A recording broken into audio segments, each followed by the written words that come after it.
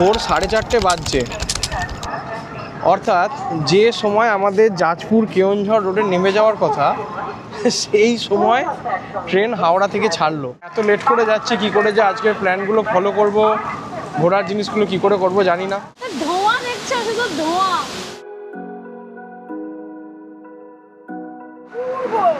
অসাধারণ, অতুলনীয়, এ যেন মনে হচ্ছে একটা পঞ্চসমুদ্রের মিলন ক্ষেত্র।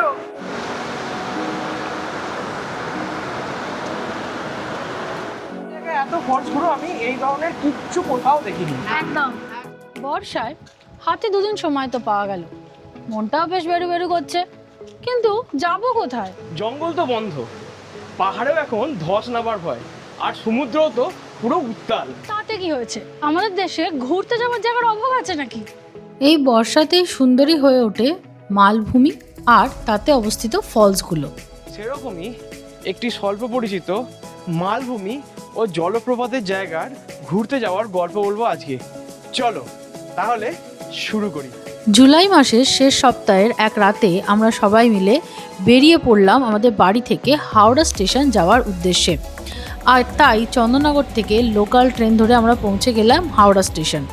হাওড়া থেকে আমরা ধরবো 11:45 চেন্নাই মেল। কিন্তু হাওড়া স্টেশন যাওয়ার সাথে সাথেই আমাদের কাছে আইআরসিটিসি থেকে মেসেজ এলো যে আমাদের ট্রেন প্রায় 3 ঘন্টা লেটে, মানে 3টে নাগাদ ছাড়বে। তাই আমরা চলে গেলাম নিউ কমপ্লেক্সে 23 নম্বর প্ল্যাটফর্মের কাছে যে এক্সিকিউটিভ লাউঞ্জ আছে সেইখানে, কারণ আমাদের যে ট্রেন চেন্নাই মেল সেটাও ছাড়ে নিউ কমপ্লেক্স থেকেই, মূলত 22 নম্বর প্ল্যাটফর্ম থেকে। এই এক্সিকিউটিভ লাউঞ্জে প্রি বুকিং সম্ভব নয়, এখানে এসে রিসেপশনে বুক করতে হয়। পার হেড পার আওয়ার 50 টাকা করে পড়ে। আর এই এক্সিকিউটিভ লাউঞ্জটার ব্যবস্থাপনা খুবই ভালো। এই দিকটায় বসার জন্য প্রচুর সিট আছে, সিঙ্গেল সিট, সোফা সব রকমই আছে। বুক করার পর ওরা তোমাকে সিট নাম্বার অ্যালট করে দেয়। আর এই দিকটাতে যদি এগিয়ে যাও তাহলে পাবে বেশ কিছু খাবার দোকান, যেমন একদিকে রয়েছে স্ন্যাক্সের জন্য মিয়া মোড়ে মিষ্টির দোকান, অন্যদিকে রয়েছে ফ্রুট জুসের দোকান, তো সেখান থেকে তোমরা টুকটাক ফ্রুট জুসও নিতে পারো। আর আরও এগিয়ে গেলে তোমরা দেখতে পাবে সেখানে রয়েছে ফুড কোর্ট, যেখানে তুমি খাবার অর্ডার দিতে পারবে। তার আগে অবশ্য এই ওয়াশরুমের জায়গাটা পড়ে। আর এই ফুড কোর্টে লাইভ কাউন্টারে তোমরা খাবার অর্ডার দিয়ে সেখান থেকে খেতে পারো। বসার জায়গা খুবই সুন্দর। আর এরপরে যদি তোমরা এখানে রাত্রিবাসের জন্য রুম নিতে চাও, পুরো হোটেল রুমের মতো ব্যবস্থা রয়েছে এই ডিলাক্স রুম এরিয়াতে। অবশেষে 4 ঘন্টা ধরে এক্সিকিউটিভ লাউঞ্জে অপেক্ষা করার পর প্রায় 4টে নাগাদ আমাদের ট্রেন অ্যানাউন্স করলো। মানে যে ট্রেনটা অলরেডি লেট হয়ে 3টে নাগাদ ছাড়ার কথা ছিল সেটা আরও 1 ঘন্টা লেট করলো। যাই হোক, অনেক সাসপেন্স রেখেছি, এবার বলে দিই আমাদের এবারের গন্তব্য কোথায়। আমরা এবারে ঘুরতে যাচ্ছি ওড়িশার কেওনঝড়ে। এখন ভোর 4:30 বাজছে, অর্থাৎ যে সময় আমাদের জাজপুর কেওনঝড় রোডে নেমে যাওয়ার কথা সেই সময় ট্রেন হাওড়া থেকে ছাড়ার কথা ছিল কালকে রাত 11:45, মানে প্রায় 4.5 ঘন্টার ওপরে লেট। এত খারাপ অভিজ্ঞতা ইন্ডিয়ান রেলওয়েজে কখনো হয়নি, এবং সবথেকে বিরক্তিকর যেটা লাগলো, কোনো অ্যাকাউন্টেবিলিটি নেই। লেট তো লেট, জানিয়ে দিয়েছে, কাজ মিটে গেছে, আর কারো কিচ্ছু এসে যায় না। এবার এত লেট করে যাচ্ছে, কি করে যে আজকের প্ল্যানগুলো ফলো করব, ঘোরার জিনিসগুলো কি করে করব জানি না। এখন আপাতত জার্নি স্টার্ট হয়েছে, এই আমরা হাওড়া ছেড়ে বেরোচ্ছি এখন। এবার তোমাদেরকে আমাদের এই ট্রেনটা সম্বন্ধে বলি। আমাদের এই ট্রেন মানে 12839 চেন্নাই মেল এর অ্যাকচুয়ালি হাওড়া থেকে ছাড়ার কথা ছিল রাত 11:45, আর জাজপুর কেওনঝড় রোডে পৌঁছানোর কথা ছিল সকাল 4:30। এই ট্রেনে স্লিপার টিকিটের ভাড়া 255 টাকা, এসি 3 টায়ারের ভাড়া 655 টাকা, আর এসি 2 টায়ারের ভাড়া 900 টাকা। প্রায় 6.5 ঘন্টা লেটে আমাদের ট্রেন জাজপুর কেওনঝড় রোডে। এখন প্রায় 11টা বাজছে। এখানে ট্রেনটার আসার কথা ছিল সকাল 4:30, মানে 6.5 ঘন্টা লেট। আর ইন্ডিয়ান রেলওয়েজের কোনো অ্যাকাউন্টেবিলিটি নেই। একটাই কাল মেসেজ, সারা রাত জেগে হাওড়া স্টেশনে বসেছিলাম। আমার এতক্ষণ কত কিছু দেখা হয়ে যাওয়ার কথা, কি করে আজকে সবকটা স্পট কভার করবো তাও আমি জানি না। আর ইন্ডিয়ান রেলওয়েজের অ্যাকাউন্টেবিলিটি হচ্ছে ইনকনভিনিয়েন্স ইজ ডিপলি রিগ্রেটেড, আর কোনো কিছু নয়। মানে মজা পেয়েছে, মানে রেলওয়েজের এখন ব্যাপার হচ্ছে টাকা দিয়ে দয়া করছে যাতে তুমি যেতে পারো, যার জন্য আমরা হ্যাঁ। বন্দে ভারতে আসিনি, যাতে বারবিল সকালে দিয়ে আসতে পারি। আসিনি, যাতে আমরা সকাল সকাল এসে সব জায়গাগুলো ঘুরতে পারি। হ্যাঁ। কিন্তু এই তো পরিস্থিতি ইন্ডিয়ান রেলওয়ে, মানে হ্যাঁ। কিছুই বলার নেই, খুবই কমপ্লেন করার কোনো জায়গা নেই। কমপ্লেন করার কোনো জায়গা নেই। যাই হোক, আপাতত নিজের মুড ঠিক করে এখন আমরা বেড়াতে যাওয়াটা শুরু করি আর কি। এই ট্রেনটা জাজপুর কেওনঝড় রোডে মূলত 3 নম্বর প্ল্যাটফর্মে দেয়, আর বেরোবার জন্য তোমাকে আসতে হবে 1 নম্বর প্ল্যাটফর্মে। এখানে লিফট থাকলেও সেটা ফাংশনাল নয়, বা সেই মুহূর্তে তো ছিল না, তাই আমাদের সিঁড়ি দিয়েই ওভারব্রিজ ক্রস করতে হয়েছিল। দেখো, কেওনঝড় বেড়াতে আসার জন্য সবথেকে ক্লোজেস্ট স্টেশন হচ্ছে বারবিল, আর বারবিল আসার জন্য হাওড়া থেকে একটা ট্রেনও আছে, সেটা হচ্ছে হাওড়া বারবিল জনশতাব্দী এক্সপ্রেস। কিন্তু সেই ট্রেনটা কখনোই টাইমে চলে না, মানে লেট হয় 8 ঘন্টা, 9 ঘন্টা, 10 ঘন্টা। তার তুলনায় এই জাজপুর কেওনঝড় রোড ভালো, যদিও আমাদের কপাল খারাপ। তো জাজপুর কেওনঝড় রোডে আসার অনেক এফেক্টিভ ট্রেন আছে, সেই জন্যে এই দিক দিয়ে আসাটা রিলেটিভলি বেটার, কারণ তুমি কানেক্টিভিটি অনেক ভালো পাবে। যেরকম তোমাদের এইমাত্র বললাম, কলকাতার কাছে হাওড়া, শালিমার বা সাঁতরাগাছি থেকে জাজপুর কেওনঝড় রোডে আসার আরও অনেক ট্রেন আছে, ইনক্লুডিং বন্দে ভারত। আর শুধু তাই নয়, কলকাতা থেকে কেওনঝড় আসা যায় বাসে করেও, আর সড়ক পথেও কলকাতা থেকে কেওনঝড় বিশাল দূরে নয়। কিন্তু আর কী কী ট্রেন আছে, সেগুলো কখন ছাড়ে বা তাদের ভাড়া কত, এবং যে বাস আছে সেই বাসেরই ভাড়া কত বা সেগুলো কী করে বুক করবে, সড়ক পথের দূরত্বই বা কতটা, এগুলো আমরা ডিটেলস বলেছি ট্যুর প্ল্যানে। সেটা যদি দেখতে চাও তাহলে আই বাটন লিঙ্কে ট্যুর প্ল্যানের যে ভিডিওটা আসছে সেটা দেখে নিতে পারো। আমরা ফেরত আসি আমাদের আজকের ব্লগে। জাজপুর কেওনঝড় রোড স্টেশনের বাইরেই আমাদের জন্য অপেক্ষা করছিল আমাদের আগে থেকে বুক করে রাখা গাড়ি। চলো এবার আমাদের জার্নি স্টার্ট করা যাক। কেওনঝড়ে আমাদের জার্নি স্টার্ট হয়েছে। যে জার্নিটা স্টার্ট হওয়ার কথা ছিল সকাল 6টায়, সেটা স্টার্ট হলো সকাল 11:30টায়, থ্যাঙ্কস টু ইন্ডিয়ান রেলওয়েজ। ওদের দয়ার ওপরেই তো বেঁচে আছি। এবার আপাতত যাই, এখানে হালকা হালকা বৃষ্টি পড়ছে, আমরা এখন পুরো শহরের মধ্যেই আছি। জায়গাটা দেখাচ্ছি, দেখো এই যে জাজপুর কেওনঝড় রোড। এখান থেকে আমরা এগিয়ে যাব, বেশ কিছু স্পট আজকে দেখার আছে, কতটা কি কভার করতে পারবো জানি না, এবার দেখা যাক। তোমাদের সবার সাথে পরিচয় করে দিই, এই যে সোনুজি, উনি আমাদেরকে এই ট্যুরে ঘোরাচ্ছেন। ওনার কন্ট্যাক্ট নাম্বার আমি স্ক্রিনে দিয়ে দিচ্ছি আর ডেসক্রিপশনেও দিয়ে দেবো।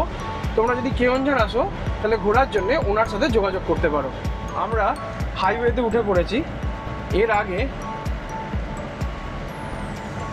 আমরা আসছিলাম লোকাল রাস্তা দিয়ে, এবং সেখানে একখানা চক এলো, চকের মধ্যেই মানে আর কি সমস্ত গাড়ি, বা তোমরা যদি স্টেশন থেকে নেবে বাস বা অটো করেও যদি আসতে চাও ওই অবধি আসতে পারবে।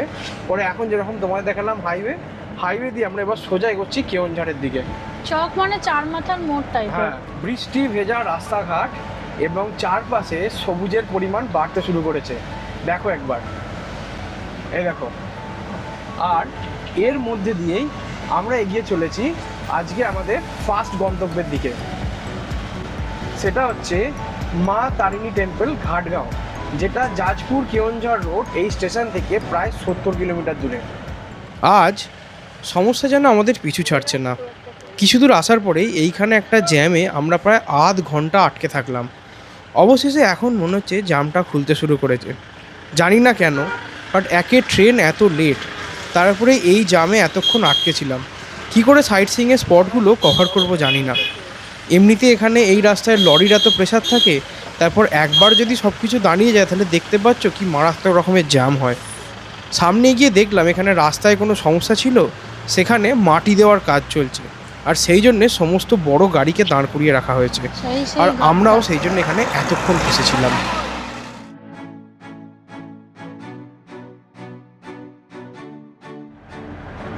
এই যে জঙ্গলটা দেখতে পাচ্ছ, এই জায়গাটা হচ্ছে এলিফ্যান্ট ক্রসিং করিডর। পিছনে অনেক বোর্ডও লেখা ছিল, সেই জন্য বলা হচ্ছে এখানে সাবধান এবং আস্তে চালানোর জন্য, কারণ এই জঙ্গলের মধ্যে দিয়ে এইখানে এই যে দেখো এই রাস্তা দিয়ে হাতি ক্রস করে। এইখানে একটা বোর্ডও আছে। सीरियल मिलेगा হ্যাঁ, यहीं से स्टार्ट है। আর আমরা এর মধ্যে ঘাটগাঁও থেকে এখনও প্রায় 18 কিলোমিটার দূরে, অর্থাৎ আরও 20 মিনিট তো লাগবেই আমাদের ফার্স্ট স্পট, যেটা হচ্ছে মা তারিণী টেম্পলে পৌঁছতে। আমরা চলে এসেছি আমাদের ফার্স্ট স্পট মা তারিণী টেম্পল। সব টেম্পলে ঘোরার মুখে যেমন দেখাই যায় যে পূজার সামগ্রী বিক্রি হচ্ছে, এখানেও সেরকমই বিক্রি হচ্ছে। নতুন যে জিনিসটা দেখতে পাচ্ছি সেখানে একটা ঘোড়ার মতো আইটেম কিছু একটা বিক্রি হচ্ছে, এটা হয়তো পুজো দেওয়া হয়। আর প্রচুর নারকোল বিক্রি হচ্ছে, কারণ এখানে মেন যে প্রসাদটা মাকে চড়ানো হয় সেটা কিন্তু এই নারকোলই, তাই জন্য এখানে প্রচুর নারকোল বিক্রি হচ্ছে বাইরে। আর এই হচ্ছে মূল মন্দিরের মেন গেট। মন্দিরটি যে খুব পুরনো তা নয়, তবে শুনেছি এখানে যে মূর্তিটি সেটা খুব পুরনো। তো চলো ভেতরে যাওয়া যাক। দুপুর হয়ে গেছে বলে এখন মূল মন্দিরের দরজা তো বন্ধ, কারণ এই সময়টা যেমন আমরাও খাওয়া দাওয়া করি, বিশ্রাম নিই, তো ভগবানেরও এই সময় খাওয়া দাওয়া করার বিশ্রামের সময়, তাই মূল মন্দিরের দরজাটা বন্ধ।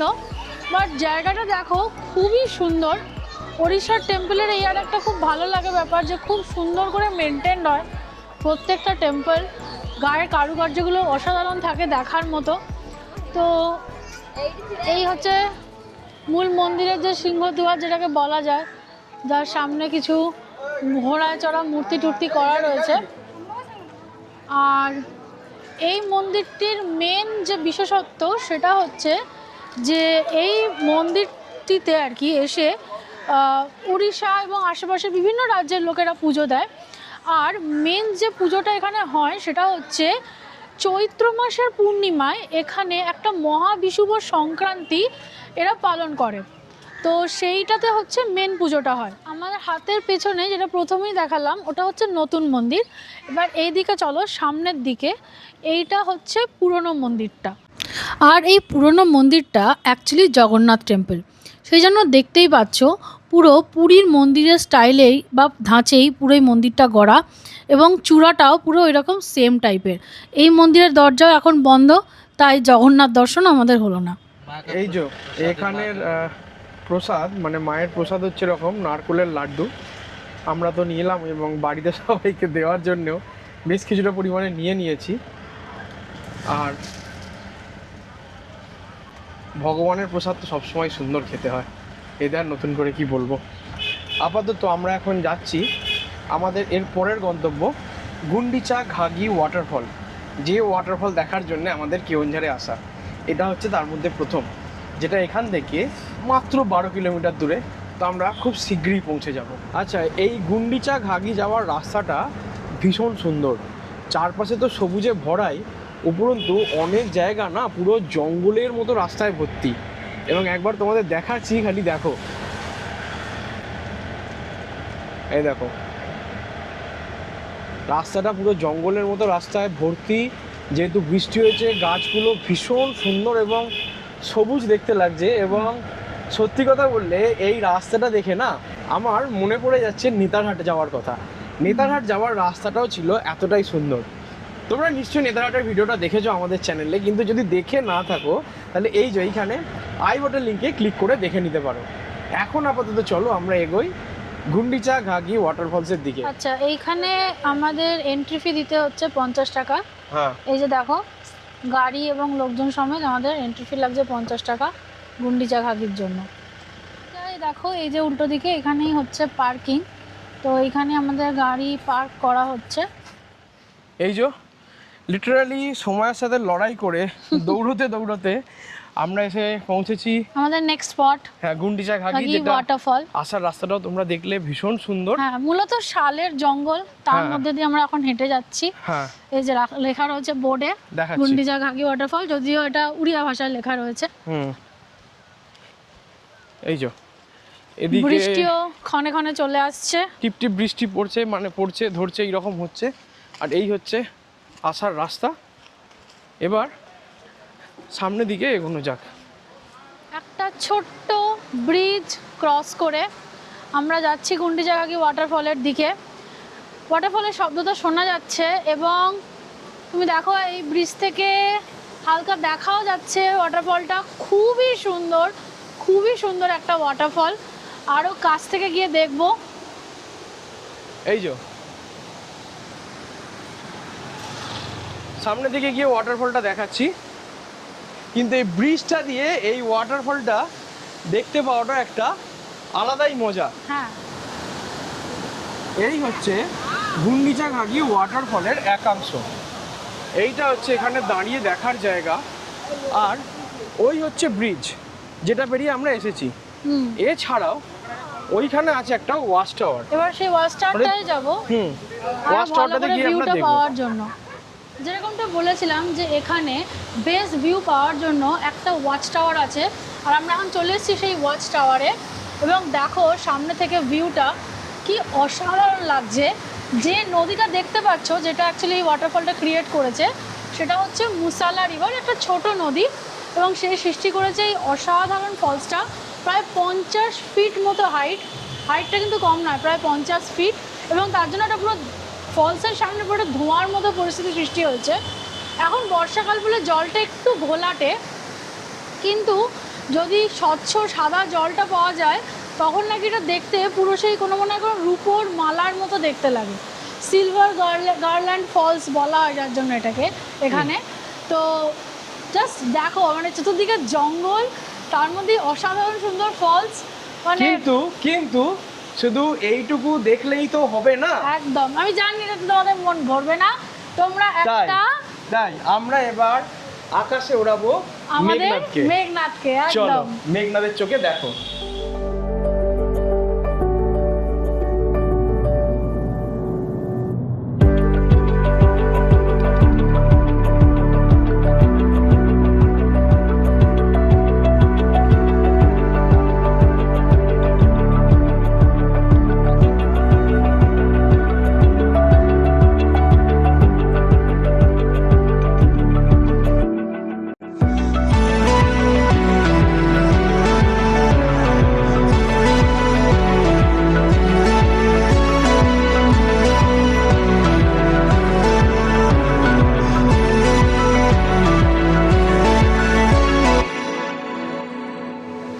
ওয়াচ টাওয়ার থেকে নেমে এসেছি, এবার এই ট্রেলটা ধরে হেঁটে আর একটু সামনের দিকটা যাচ্ছি। তার কারণ এই ফলসের দুটো পার্ট তোমরা এখানে অলরেডি দেখলে, এরপর আর একটা পার্ট ওই দিকে আছে, সেটা থেকে আরও জোরে জলটা পড়ছে। এইটা হচ্ছে ফার্স্ট যেটা আমরা দেখতে পেয়েছি, বাকি পরে যাওয়ার রাস্তাটা কিন্তু একটু চাপের। দেখো রাস্তার দুধারে এরকম টুকটাক খাওয়ার জায়গা, মানে চাট টাইপের, চাট ফুচকা এসবও বিক্রি হচ্ছে, কারণ এই ফলসটা লোকালি বেশ ফেমাস।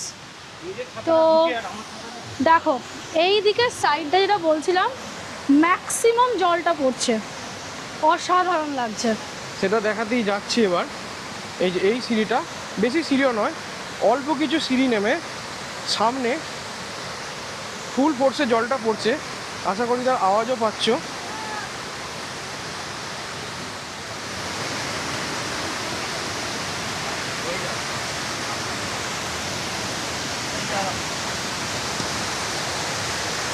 ও ওয়াও, দেখো, ও ধোঁয়া দেখছো, শুধু ধোঁয়া, দুর্দান্ত লাগছে। আচ্ছা, এইটা দেখে আমার কিন্তু মনে পড়ে গেল, আমাদের আগের মাসে গেছি আমরা ভারতের নায়াগ্রা চিত্রকূট জলপ্রপাত। সেই ব্লগটা যদি দেখে না থাকো তাহলে অবশ্যই আই বাটন লিঙ্কে যে ভিডিওটা আসছে সেটা চেক করে নাও।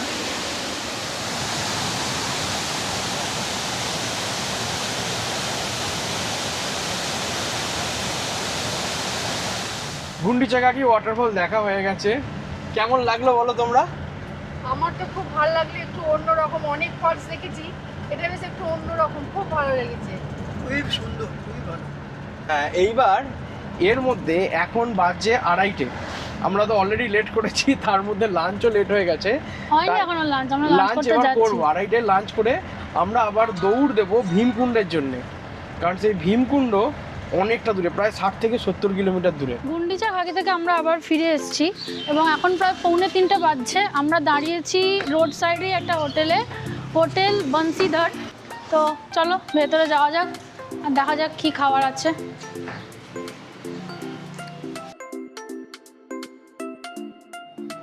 হোটেল বংশীধর মূলত একটা বাজেট হোটেল।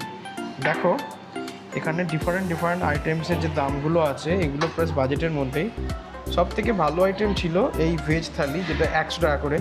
সেটাই চেয়েছিলাম, তবে সেটা পাইনি, তাই আমরা আপাতত অর্ডার করেছি ডাল, রাইস, চিকেন আর একটা ভাজা। দামগুলো কত সেটা বোঝার জন্য আমি এটার একটা ছবি তুলে দিয়ে দেবো, তোমরা চাইলে দেখে নিতে পারো। এবার আপাতত খাবারটা আসো, খেয়ে জানাচ্ছি কেমন লাগলো আমাদের খাবার এসে গেছে। এই যে আমরা নিয়েছি ভাত, আর তার সাথে দেখো এই যে আছে ডাল, বেশ ঘনই তো লাগছে। অড়হর ডাল, চিকেন নিয়েছি আর একটা ভাজা নিয়েছি। একটা ব্যাপার নোটিস করে দেখো, এখানে ভাতগুলো কিন্তু মোটা চাল। চালের ভাত। এবার খেয়ে বলো কেমন লাগছে ডাল দিয়ে ভাত। ডালটা তো আগেই বললাম অড়হর ডাল, তবে আমি বেশ ভালো খেতে, তবে আমি এরকম মোটা চাল কখনো খাইনি, লাইফে প্রথমবার। বেশ অন্যরকম এক্সপিরিয়েন্স। চলো এবার খাওয়ায় ফোকাস করা যাক। এবার আমি মাংসটা ট্রাই করে দেখি।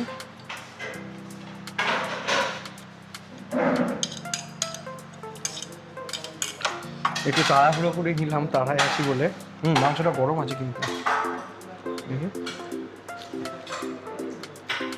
না, খেতে ভালো, সুন্দর মশলা দিয়ে বানানো, অতিরিক্ত ঝাল নয়, বেশ ভালো খেতে মাংসটা। এবার মাংসটা কেমন খেয়ে একটুখানি দেখি। মাংসটা ভালো, সুন্দর করে সেদ্ধ করা হয়েছে, খেতে বেশ ভালো লাগছে মাংসটা। আচ্ছা, এই সবকটা খাবারের দামগুলো আমি স্ক্রিনে লিখে দেবো। আর তার সাথে দেখো এসেছে আমাদের পাঁপড়, বেশ বড় বড় পুরো একটা থালার সাইজের পাঁপড়, সেগুলো আমরা খাবো। বুঝতে পারিনি, হয়তো দুটো নিলেই হতো, বাট এত বড় সাইজের পাঁপড় হবে সেটা বুঝতে পারিনি।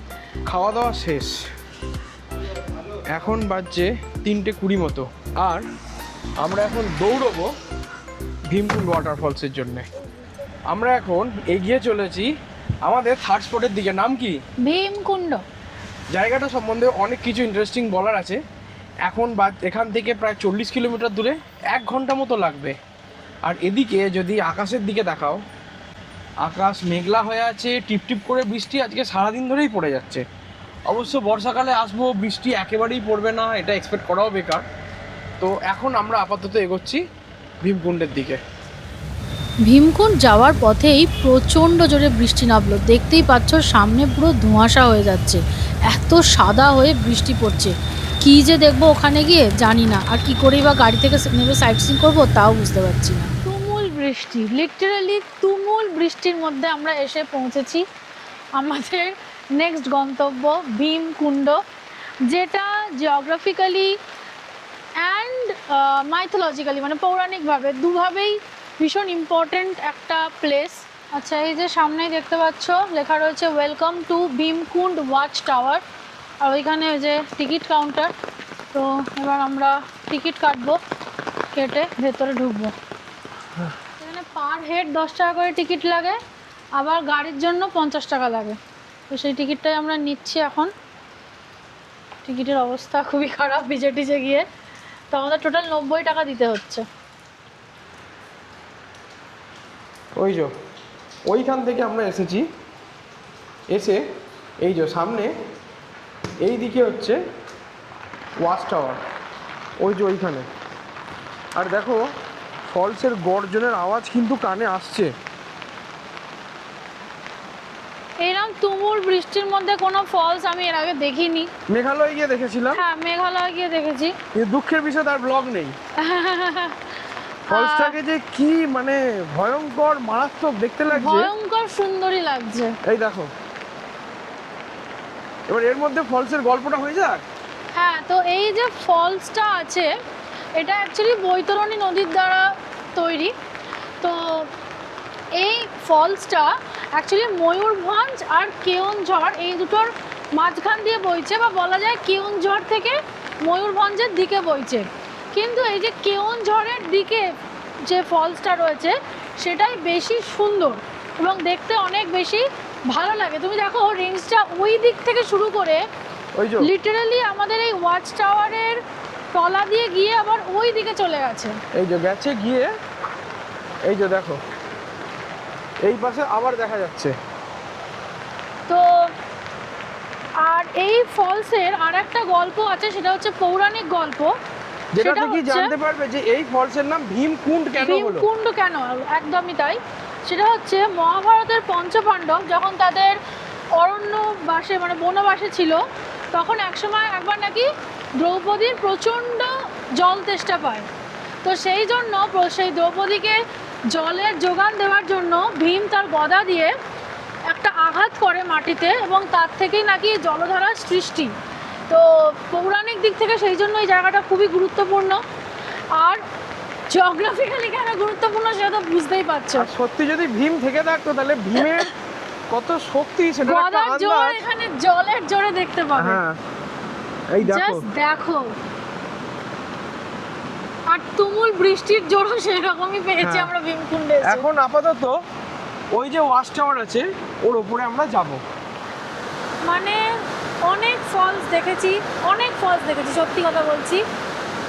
বিভিন্ন ফলস দেখে অন্যান্য অনেক ফলসের সাথে তুলনা করেছি, কিন্তু আমি না এইটার কোনো উপমা খুঁজে পাচ্ছি না।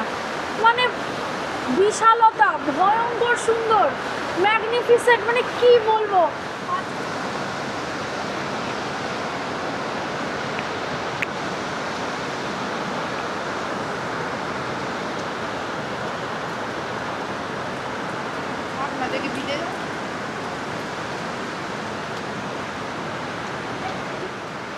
অপূর্ব, অসাধারণ, অতুলনীয়।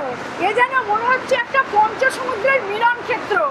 অসাধারণ লাগলো, আমি ভাষায় বর্ণনা করতে পারছি না। আমি ভেবেছিলাম আসবো না, কিন্তু কি মিস করতাম আমি নিজেও জানি না। এই যে পিছনে দেখতে পাচ্ছ জলপ্রপাতটা, আর ওই দিকে যেটা দেখতে পাচ্ছ ওইটাই হচ্ছে ময়ূরভঞ্জের দিকটা। ওই যে ওইখানে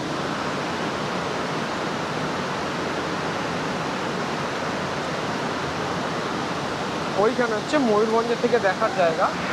ডেফিনেটলি ওদিকের থেকে এদিকে দেখার সৌন্দর্যটা অনেক কেওনঝড়টা বেশি। অনেক বেটার। সকাল থেকে প্রকৃতি হোক বা ভগবান, সে আমাদের নানাভাবে ধৈর্যের পরীক্ষা নিচ্ছে, হ্যাঁ, কিন্তু আমরাও তার সঙ্গে লড়াই করে যাচ্ছি। হ্যাঁ। এবং এত বৃষ্টির মধ্যেই ভয়ঙ্কর হ্যাঁ। সুন্দর জিনিস আমরা দেখতে এসেছি, হ্যাঁ। উপভোগ করেছি।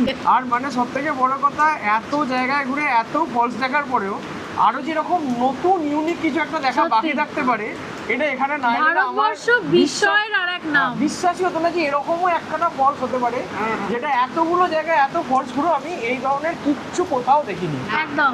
যাই হোক, এখন আপাতত আমাদের এগোতে হবে। সেই দুপুরে 3:15 নাগাদ আমরা স্টার্ট করেছিলাম ভীমকুণ্ডের জন্য। তারপর সেই 40 কিলোমিটার রাস্তা এসে এই প্রবল বৃষ্টির মধ্যে ভীমকুণ্ড দেখে এখন যখন বেরোচ্ছি, এখন 5টা বেজে গেছে। এর মধ্যে আমরা তো তোমাদের যেমন বলেছি একের পর এক সমস্যায় পড়েছি। প্রথমত ট্রেন 6.5 ঘন্টা লেট, আধ ঘন্টা আমরা ট্রাফিক জ্যামের জায়গায় আটকে গেলাম, প্লাস এই এত বৃষ্টি। ফলে এরপরে ফার্স্ট দিনে আরও যে দুটো স্পট দেখার আছে, একটা হচ্ছে সীতাবিঞ্জি পার্ক আর একটা কাঞ্ঝেরি ড্যাম, এগুলো দেখতে পারবো কি না বুঝতে পারছি না, কারণ আলোও কমে আসছে, বৃষ্টিও পড়ছে প্রচুর।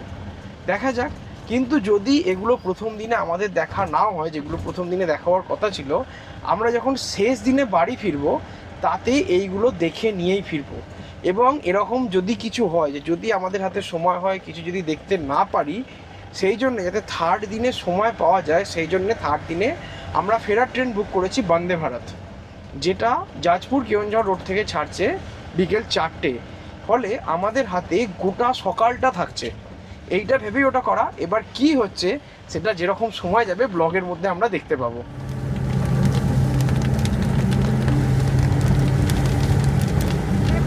ধীরে ধীরে কেওনঝড়ে একটা বর্ষা মুখর সন্ধ্যা নেমে আসছে, এবং মেঘ করার জন্য এখানে চারপাশটা ধোঁয়া ধোঁয়া হয়ে গেছে।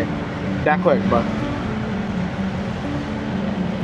দেখো পাহাড়গুলো ঢাকা পড়ে গেছে মেঘ বা কুয়াশার পিছনে। আর তাই আমাদের আজকে বাকি দুটো স্পট আর যাওয়া হলো না। এদিকে কাল রাত থেকে ঘুম হয়নি, ট্রেনের লেটের চক্করে ভীষণ টায়ার্ডও লাগছে। তাই আমরা এখন চলে যাচ্ছি আমাদের হোটেলে। এইটা হচ্ছে কলকাতা মুম্বাই হাইওয়ে, এখানেই আছে। এটা হচ্ছে NH49, এখানেই আছে আমাদের হোটেল। শ্রী পান্থনিবাস ফাইনালি চলে এসেছে, প্রায় 6:30টার উপরে বাজছে এখন। আমরা ফাইনালি হোটেলে পৌঁছেছি, এবার একটু রেস্ট নেওয়ার টাইম।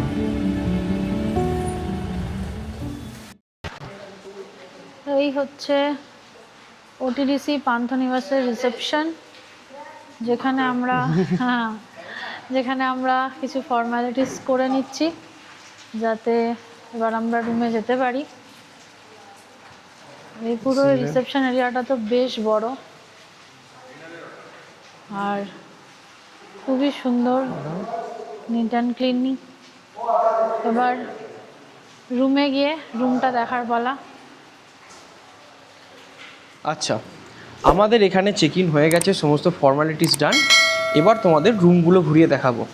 রুমগুলো ঘুরিয়ে দেখানোর আগে বলে দিই যে এই ওটিডিসি পান্থনিবাস কেওনঝাড় বা যে কোনো জায়গায় বুক করবে কী করে।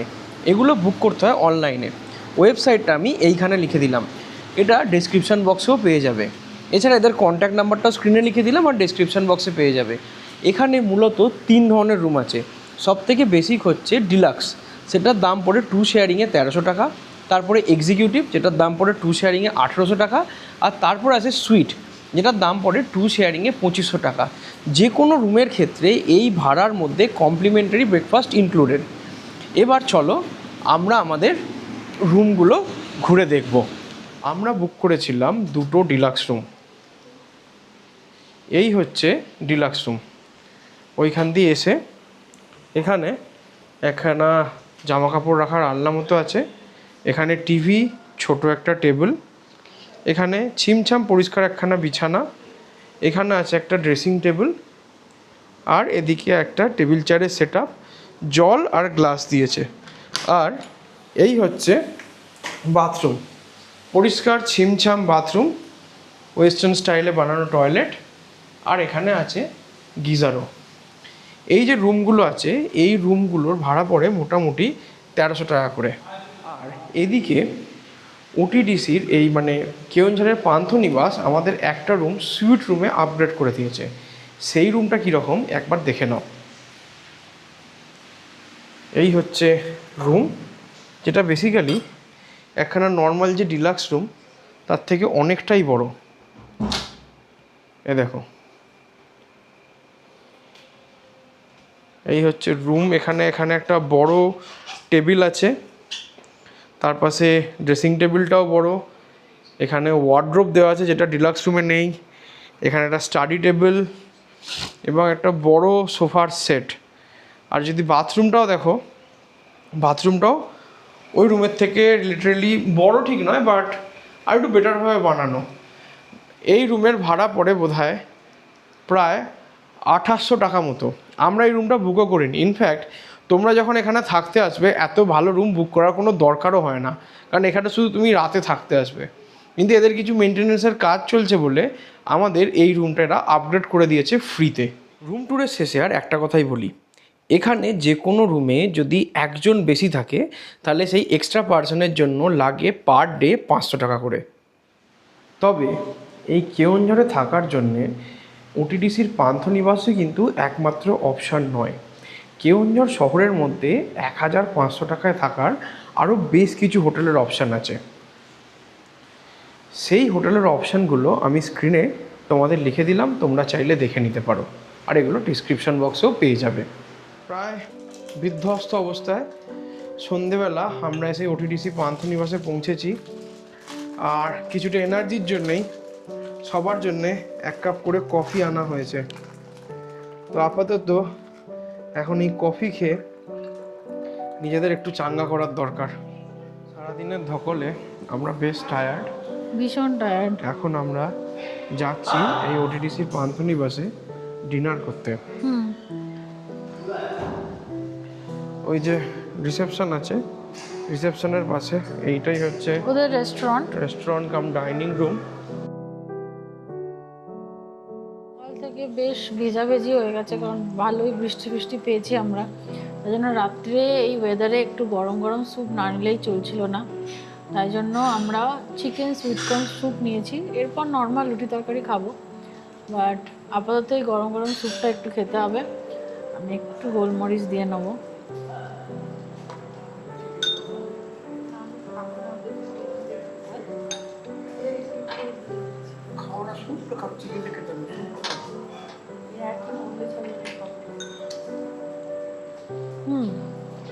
সুন্দর খেতে করেছে, দারুণ খেতে করেছে। আচ্ছা, এবার এসে গেছে আমাদের মেন কোর্স। মিক্স ভেজ নেওয়া হয়েছে দুটো, আর এখানে আছে হচ্ছে রুটি। তো গরম গরম রুটি ক্যাসারোল থেকে তুলে সবাইকে একটু সার্ভ করে দিই।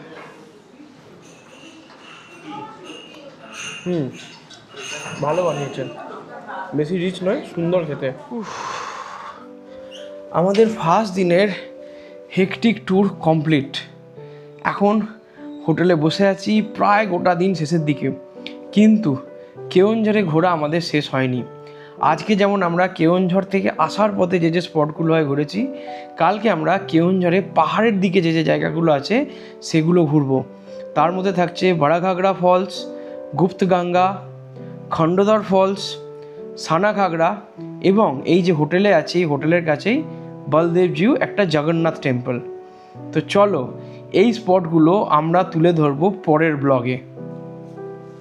আমাদের কেওনঝড়ের প্রথম দিনের ঘোরাঘুরি শেষ হচ্ছে এখানেই। কেমন লাগলো ভিডিওটা অবশ্যই কমেন্ট করে জানিও, আর যদি ভালো লেগে থাকে তাহলে আমাদের চ্যানেলটাকে লাইক আর সাবস্ক্রাইব করতে কিন্তু ভুলো না। ফার্স্ট দিন সাইট সিইংয়ের আরও দুটো স্পট থাকে, কাঞ্জাহারি ড্যাম আর সীতাবিঞ্চি, কিন্তু ট্রেন লেট, প্রবল বৃষ্টি, সব কিছুর জন্য সেগুলো তো আমাদের দেখা হয়নি। কিন্তু তা বলে সেগুলো কি আমরা দেখবো না আর তোমাদেরকেও দেখাবো না? সেটা কি কখনো হয়? তাই সেগুলো দেখার জন্য চোখ রাখো এই চ্যানেলেই। তোমরা যদি এই পুরো সিরিজটাকে ফলো করতে চাও সেটা পাবে এইখানে।